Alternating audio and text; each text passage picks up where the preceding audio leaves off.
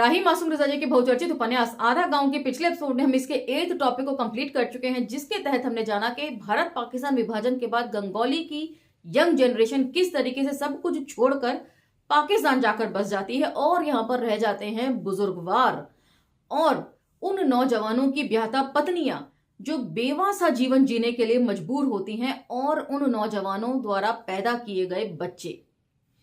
उसके बाद हमने जाना कि सद्दन जब पाकिस्तान से गांव आता है तो किस तरीके से गांव वालों का भ्रम पाकिस्तान को लेकर टूटता है और उन्हें पता चलता है कि सद्दन वहां पर बतौर रेफ्यूजी ही जाना जाता है। इन सब चीजों के ऊपर चर्चा हमने पिछले टॉपिक के तहत की थी। आप सभी वीडियोस को स्क्रॉल डाउन करके सुन सकते हैं और आज से हम इसका अंतिम टॉपिक जो है उसकी तरफ बढ़ जाएंगे और इसमें जानेंगे कि जो बुजुर्गों की एक खेप गंगौली में ही रह गई, आखिर उनका हुआ क्या। तो चलिए मेरे साथ। जय भीम, मैं शालिनी और आप देख रहे हैं अंबेडकरनामा। इस उपन्यास का अंतिम टॉपिक है नई पुरानी रेखाएं।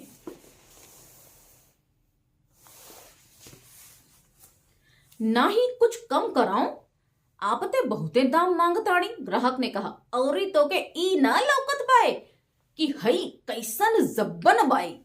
फुस्सू मियां ने जूते के तलवों को लड़ाते हुए कहा, जा जा चमड़ौंधा पहन, बंदर का जाने अदरक का सवाद, विलायती कंपनी का माल हौ ई, अंग्रेजन की टकाई बाए, एक कर टाका ना टूटी। नाही मियां हम ई ना कहत बाणी कि ई नीक ना बाए, नीक तब आए, बाकी हम 30 रुपए का जूता पहनब। अब भगवान पैसा दहिल बाए तो काहे ना पहनब, तनी को कम ना होई दाम। बुहने के बखत बाए ए मारे 4 आना छोड़ दे, चल 29 रुपया 12 आना दे दे, अब ऐसे एक को डबल कम ना होई। तोरी खातिर खरीद के दाम पर बेच रहा है, अल्लाह कसम यही 4 आना नफा है हमरा। ग्राहक ने दाम चुका दिए। अपने पुराने जूते को नए जूते के डिब्बे में रखकर उसने नया जूता पहना। 30 रुपए का जूता पहनकर वह शर्मा गया। वह खड़ा हो गया। ससुराल वालन के कोस भर पहले से ही ई जूता खबर दे दई कि पहुन आवत बाड़न। फुस्सू मियां ने रुपयों को गले में रखते हुए कहा। ग्राहक मुस्कुराकर दुकान से चला गया। फुस्सू मियां ने जूते की चुरमुर सुनी, वे दिल ही दिल में मुस्कुरा दिए। शहर में खलील की दुकान पर यह जूता 4 साल से रखा हुआ था, कोई इसकी तरफ देखता ही नहीं था।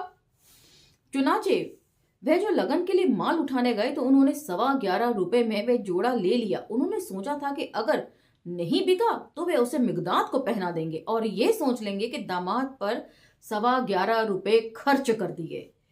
हुआ ये कि शादी के बाद ही मिगदाद और हम्माद मियाँ में फिर झगड़ा हो गया और इस बार मिगदाद अपनी बीवी समेत फुस्सू मियाँ के घर उठ आए। अब्बास और कुबरा ने बहुत मेल मिलाप कराने की कोशिश करी, लेकिन फुस्सू मियाँ ने मेल होने ना दिया, क्योंकि मिगदाद के आ जाने से उनके घर की बहुत सी रसायल खत्म हो गई थी। एक तो यही कि गल्ला बहुत आने लगा था, ऊपर का खर्च जूते की दुकान से चल जाया करता था जो उन्होंने इमाम बाड़े वाले कमरे में चालू कर दी थी। बस मुहर्रम से 2 दिन पहले दुकान बंद कर दी जाती, सारा सामान एक कोठरी में भर दिया जाता, कमरे में सफेदी कर दी जाती, चांदनी लग जाती, छतगिरी बांध दी जाती और झाड़ कवल और कुमकुम अपनी अपनी जगह संभाल लेते।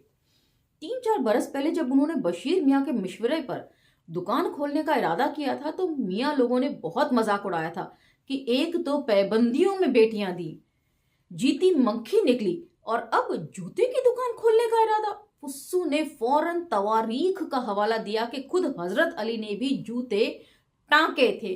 तो ये सारा जिक्र है कि यंग जनरेशन बुजुर्गों को छोड़कर चली गई। यंग जनरेशन जो बुजुर्गों के बुढ़ापे की लाठी मानी जाती है, तो उनके जाने के बाद किस किस तरीके से ये बुजुर्ग लोग जो हैं अपना गुजर बसर कर रहे हैं। कहाँ जमींदार एक समय के फुस्सू मियाँ और अब कहाँ जूतों की दुकान उन्होंने खोल रखी है, और वो भी कहाँ इमाम बाड़े के अंदर। धीरे धीरे दुकान चल निकली। पहले तो उन्हें ग्राहक से बात करने में शर्म आती। ग्राहक भी किसी कैसे जिनकी पुश्तें उन्हें और उनके बुजुर्गों को सलाम करने में गुजरी थी। जमींदारी व्यवस्था जब थी तब यही लोग जिन्हें फुस्सू मियाँ जूते पहनाया करते थे वो उनके बुजुर्गों और उन्हें सलाम किया करते थे। तो माने या ना माने, आजादी के बाद नई सरकार ने नए बंदोबस्त तो कर दिए थे। जमींदारी व्यवस्था हटाकर लोकशाही तो ले ही आया था। वहीं गांव के जुलाहे और राकी, वही चमार और अहीर, वह दाम बताते और जब ग्राहक मोल तोल शुरू करता तो झल्ला जाते, लेकिन फिर रफ्ता रफ्ता खरीद के दाम पर कस्में खा खाकर माल बेचने का फन आ गया और दुकान चल निकली। अब उन्हें जवाद मियां की मुसाहिबत नहीं करनी पड़ती थी और न उन्होंने इस डर से अपने दरवाजे पर बैठना बंद कर दिया था कि कोई आ गया तो हुक्का पिलाना पड़ेगा, पान खिलाना पड़ेगा और इसमें से कोई चीज मुफ्त नहीं मिलती। लद गए वे दिन जब घर पर तरह तरह का खमीरा तैयार किया जाता था और कवाम के तजुर्बे होते थे। हम्माद मियाँ और जवाद मियाँ के अलावा किसी में अपने दरवाजे पर बैठने का हौसला नहीं था, पर दुकान ने फुस्सू मियाँ को इस लायक बना दिया था कि वे शाम को दुकान बढ़ाने के बाद अपने दरवाजे पर बैठ सकें। उनके दरवाजे पर एक छोटा मोटा सा दरबार लगने लगा था। वे लोग जो जवाद मियाँ और हम्माद मियाँ के दरवाजे पर नहीं बैठ सकते थे, फुस्सू मियाँ के दरबार में दिखाई देने लगे। जैसे हकीम अली कबीर और अब्बू मियाँ न हम्माद मियाँ की मुसाहिबत कर सकते थे और न डॉक्टर कमालुद्दीन के बाप की। तो हम्माद मियाँ और जवाद मियाँ दोनों के ही बच्चे जो है वो अच्छा कमा रहे थे और हम्माद मियाँ ने तो सबके खेत जो है वो तहसीलदार से हेर फेर करके अपने नाम करवा लिए थे, इसलिए उनकी जमींदारी जो है वो बाकायदा अभी भी वैसी ही चल रही थी।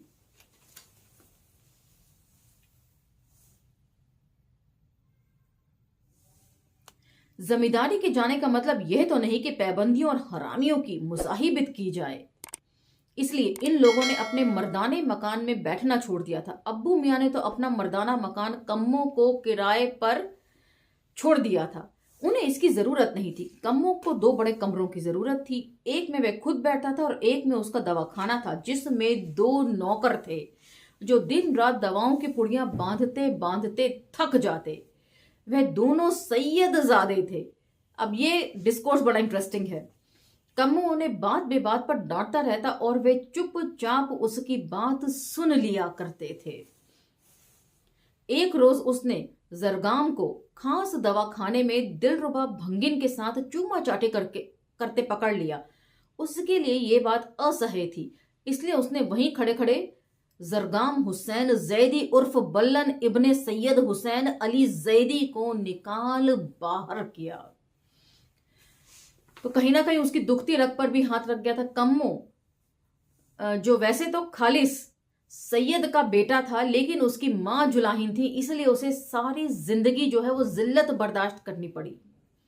इसलिए उसका सारा गुस्सा जो है वो सैयदजादों को डांटने पर निकल जाया करता था। और शायद कहीं ना कहीं मुझे लगता है दिल में ये कसक भी रही होगी कि उसकी मां के साथ भी इसी तरह का बर्ताव कभी ना कभी किया होगा उसके सौतेले पिता ने। बल्लन ने बड़ी खुशामद की, पर वह नहीं माना। लाचार होकर बल्लन चला गया। थोड़ी देर बाद हुसैन अली मियाँ आ गए। उन्होंने बड़ी खुशामद की। उसी के सामने बल्लन को बहुत बुरा भला कहा, बल्लन से माफी मंगवाई। कम्मो का दिल पसीज गया और हुसैन अली मियाँ की जान में जान आई कि 30 रुपए माहवार का सहारा बच गया। पर अब्बू मियाँ हुसैन अली मियाँ नहीं थे। उन्होंने 15 रुपए पर मर्दाना मकान किराए पर उठाया तो मर्दाने की तरफ झांकना छोड़ दिया। वे पिछवाड़े से आने जाने लगे, इसलिए फुस्सू मियाँ ने एक दिन सामने वाले चबूतरे पर कुर्सियां लगवाई तो वे उनके दरवाजे पर आ गए और फिर हर रोज शाम को आने लगे। लालटेन की रोशनी में फुस्सू मियाँ सियासत पढ़कर सुनाते और उनके दरवाजे पर जमा होने वाले लोग बहुत संजीदगी से दुनिया के मुख्तकबिल पर विचार करना शुरू कर देते। गई रात को महफिल खत्म होती तो अब्बू मियाँ घर जाकर सईदा की माँ के बुदबुदाने की परवाह न करते हुए शमा मुअम्मा हल करने लगते और दुआ मांगने लगते कि बस एक बार मुअम्मे का इनाम मिल जाए। पर हर बार होता कि इनाम 4 गलतियों तक बांटा जाता तो उसके हल में 5 गलतियां निकल जाती। तो ये सारा डिस्कोर्स जो है हमने पिछले टॉपिक में भी कवर किया था, किस तरीके से सईदा के पिता, सईदा कमाने लगी थी अलीगढ़ विश्वविद्यालय से, उसने बीटी कर लिया था और उसकी नौकरी भी अच्छी हो गई थी, 300 रुपए माहवार। लेकिन तब भी फुस्सू मियाँ जो है वो बेटी की कमाई खाना नहीं चाहते थे, इसलिए वो अपने तरीके से अपनी जिंदगी को चला रहे थे। हालांकि होता यह था कि उनके हल में बेशुमार गलतियां हुआ करती थी। खुद सईदा की माँ जो मुअम्मे को अपनी सौकन कहा करती थी, दूर नमाज में दुआ मांगती थी कि पाक परवरदिगार अब के सईदा के अब्बा को इनाम दिलवा दे, तो को करबला वालन का वास्ता, तो को हजरत बीबी की कसम। और ज्यों ज्यों ऐलान की तारीख करीब आती जाती, मियाँ बीवी की बेचैनी बढ़ती जाती। सईदा की माँ अपने बेचैनी को छिपाए रहती और सईदा के अब्बा इसे जाहिर करने में लगे रहते। अब की इनाम मिल जाए तो करबलाए मुअल्ला चला जाए, वे कहते। कोई चोंचला देखे, बीवी चमकती। तोरी मखमल वाली दुलाइयो बनाए को है, सईदा के वास्ते एक ठो लड़का ढूंढे की बात कर लिया करो कभी। बस यही बात बिगड़ जाती, तू मैं होने लगती। नतीजा ये निकलता कि अब्बू मियाँ ने उनकी जिंदगी तबाह कर दी और वे ऐसी थी कि उन्हें झेल गई। जवाब में अब्बू मियाँ भी यही ख्यालात का इजहार करते और दोनों में बोलचाल बंद हो जाती। यहां तक कि ताजा शमा आ जाती। अब्बू उसे बड़े इश्तियाक से खोलते। सईदा की माँ भी पास सरक आती। अब्बू मियाँ सही हल से अपना हल का मुकाबला करते। गलतियां 1 2 3, इसके बाद वे दिल से गिनना शुरू करते और नतीजा ये सुनाते कि बस एक गलती ज्यादा हो गई, वरना 21,000 तो मिल ही गए थे। खैर, अगली बार देख लिया जाएगा। फिर अगले मोहल्ले की मुअम्मे की तैयारी हो जाती और फिर वही तमाम चीजें दोहराई जाती। पर मुअम्मे के इंतजार में जिंदगी की जरूरतें तो रुक नहीं सकती थी। जरूरतें महंगी होती जा रही थी, आमदनी ठप थी। 400 रुपए सालाना वक्फ फी सभी लिल्लाह की आमदनी थी। इनमें से 100 रुपए मुहर्रम पर खर्च हो जाते, बाकी 300 यानी 25 रुपए माहवार और 15 रुपए किराए से आते। कुल मिलाकर 40 रुपए महीने की आमदनी इज्जत नफ्स की हिफाजत के लिए नाकाफी थे और सईदा से मदद लेने को वह तैयार न थे। वह एक शरीफ हिंदुस्तानी बाप थे। सईदा की नौकरी ही को झेल लेना उनका कमाल था। उसकी कमाई पर भरोसा करने का तो सवाल ही पैदा नहीं होता था। धीरे धीरे बीवी के सब जेवर बिक गए। जो भूमि धरी उन्होंने बड़ी मुश्किल से हासिल की थी, वह हाई कोर्ट से निकल गई। जमीन निकल गई, पर कुंदन का गुलबंद वापस नहीं हुआ। यह भी हमने पिछले एपिसोड में पिछले टॉपिक में पढ़ा था, इसका जिक्र भी। इन हालात में नमाज और मुअम्मे के सिवा सहारा ही क्या हो सकता था। अजीज फातिमा के ब्याह का कोई बंदोबस्त करी हो कि नहीं। एक रात सईदा की माँ ने कहा, हम लोग अगर ना गए तो बहुत ही शिकायत हो गई है। उनकी आखिरी बेटी का ब्याह है, जाएंगे काहे नहीं। जरूर जाएंगे, अब्बू मियाँ ने कहा। ऐसा ना करो कि सईदा के ब्याह से एक जौन जोड़े बनवाए रहे, उन्हीं में से एक जोड़ा निकालकर अजीज फातिमा को दे दो। खाली एक ठो जोड़ा, एक थान जेवरों ले लो। का बेटी का जहेज बेचे के दिन आ गवा, वह रो पड़ी। और हम का एक खटपटी पहन के जाएं। का किया जाए, अब्बू मियाँ ने कहा। बखत बखत की बात है, नहीं कल फुस्सू के यहीं से लिया देंगे। दूसरे दिन नाश्ता करके वे पिछले दरवाजे से निकलकर फुस्सू की दुकान में आए तो वहां बहुत भीड़ थी। वे फुस्सू मियाँ को सलाम के जवाब में दुआ देकर एक तरफ बैठ गए। ए बेटा महजबीन, देखता दादा आए हैं, पान लिया दादा के वास्ते। वे आवाज देकर ग्राहकों से बात करने लगे। एक से कम ना हुई, ना पसंद हो तो शहर जाके हुआ के दुकानदारन से पाकिट कटवा ले आओ। ई जूता तो बड़ नीक लागत बाय रे। अब्बू मियाँ ने उसी जूती के गुलाबी चमड़े पर हाथ फेर कर कहा। ई सबन को तो मुफ्त चाहिए मामू, फुस्सू मियाँ ने कहा। महजबीन मिगदाद के लड़के दिलावर हुसैन की गोद में लिए हुए आई। दिलावर हुसैन की मुट्ठियों में पान था और वह बारी बारी से उन दोनों को खा जाना चाहता था। महजबीन ने उसके दोनों हाथ पकड़ रखे थे और हंसी से दोहरी हुई जा रही थी। तै तो बड़ा बदमाश है भाई, फुस्सू मियाँ ने उसके हाथ से पान लेते हुए कहा। दिलावर को गुस्सा आ गया, उसने पेशाब कर दिया। पेशाब की धार फुस्सू मियाँ की ऐनक से टकराई। सारी दुकान हंसने लगी। दामन से मुंह साफ करके उन्होंने एक पान अब्बू मियाँ को दिया और एक खुद खा लिया। अम्मा के मरे से पान का मजा चला गया। उन्होंने पान पर एक दो कल्ले मारने के बाद कहा, एक एक करके सभी लोग चले जा रहे हैं, एक ठो हम ही बचे रह गए। अब्बू मियाँ ने कहा, ई दुनिया कौनो रहे के काबिल रह गई। हम तो कह रहे कि खुश नसीब रही छुटकी बाजी के चली गई ई दुनिया से। देखें हमारा लंबर कब आता है। भाई 2 जोड़ी जूते चाहिए। उन्होंने देखा कि दुकान में कोई ग्राहक नहीं है तो तड़ से काम की बात शुरू कर दी। एक ठो हमरे वास्ते और एक ठो तोरी मुमानी के वास्ते। फुस्सू ने जूते के जोड़े निकालकर उनके सामने फैला दिए। उन्होंने 2 जोड़े पसंद कर लिए। कितने का भैया, अब आपसे कोई नफा तो खाना ना है। फुस्सू ने कहा, आप वाला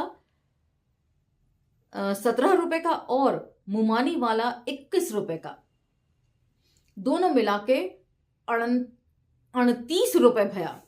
ठीक है। जब दोनों डिब्बे लेकर वे खड़े हो गए, हम चल रहे, दाम हम शगुन के जमाने में देंगे, अभी हमारे पास रुपया ना है।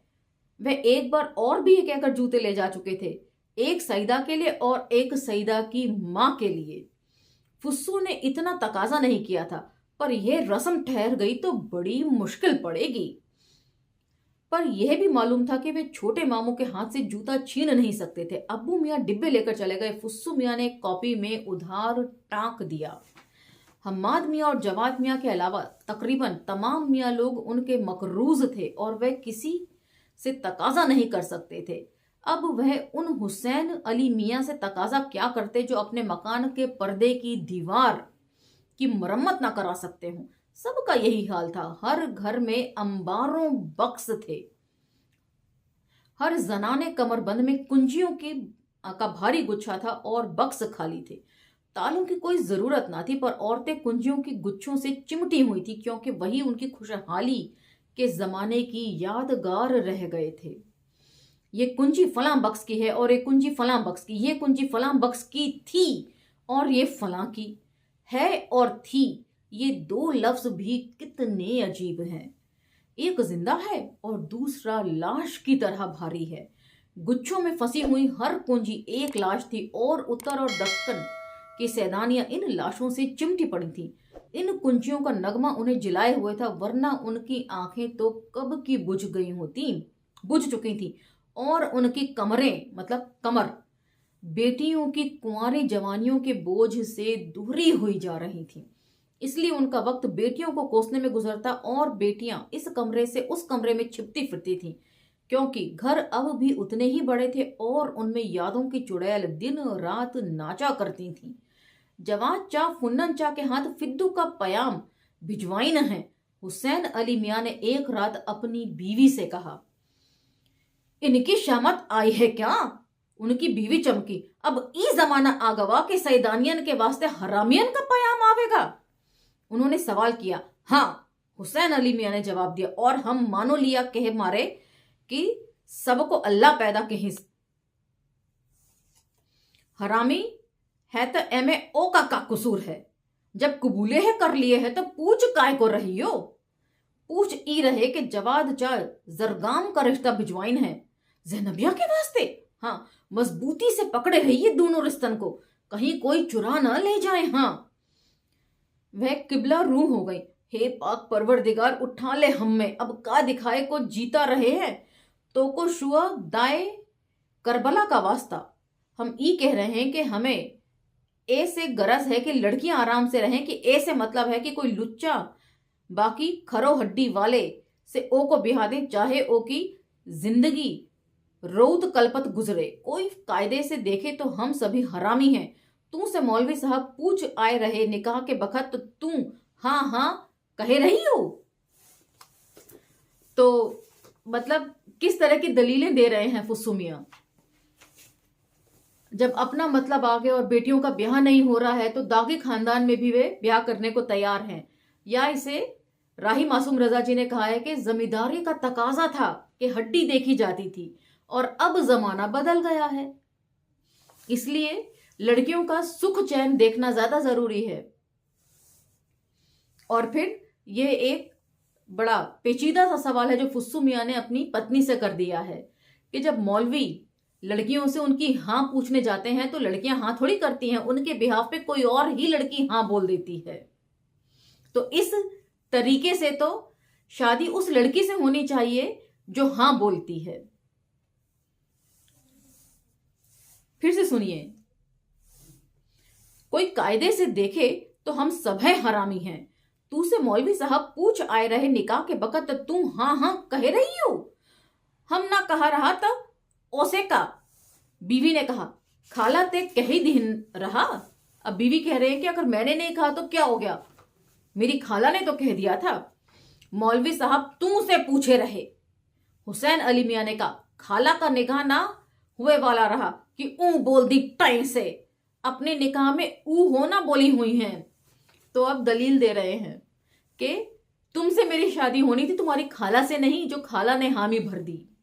अपनी शादी में तुम्हारी खाला ने भी हामी नहीं भरी होगी, उनके बिहाफ पे उनकी माँ या उनकी खाला या किसी और ने हामी भरी होगी। ये तो कहां कर रही हो। बीवी का कलेजा धक से हो गया।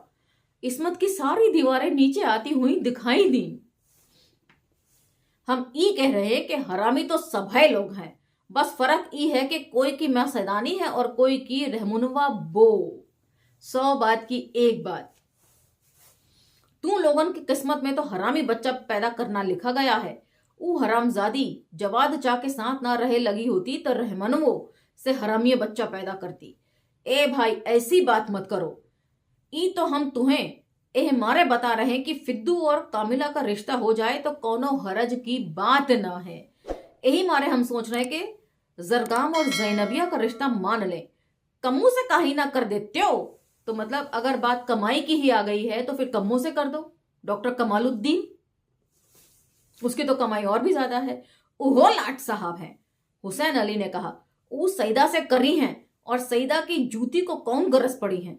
हम तो सुन रहे कि वो दूसरे तीसरे मियाँ बदल रही हुआ अलीगढ़ में, रहे गए गाजीपुर शब्बर की। हाँ तब बात होती रही कि आजकल वो कोई सिख से फंस गई हैं। उनको कैसे मालूम हो गई अलीगढ़ की बात। मन्नू अलीगढ़ में ना पड़ रही तो शम्मू गहराई उन्हें पहुंचाए। अली मेहंदी की हाँ ठहरे।